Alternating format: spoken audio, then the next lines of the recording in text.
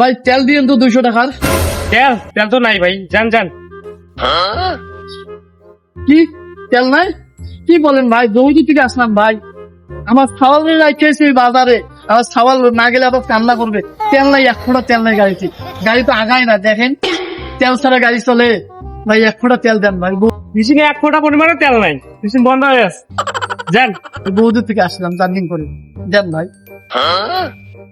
ঠিক জিগাই মিয়া। আরে মিয়া জোর করে কি হবে, অনুরোধ করেন বা কি করেন করেন ভাই, তেল কোন রকম নাই এখানে। যান যান যান। আবার জিগায়, আর ভাই এখানে তো তেল নাই। আপনার জন্য পাবলিকের কাছে কি আমি মানে মার খাবো না কেমন কি ভাই? যান মিয়া, আপনার জন্য লাইন লেগে গেছে, এই যে দেখেন পিছনে লাইন লেগে গেছে। যান এখান থেকে, যান যান যান যান।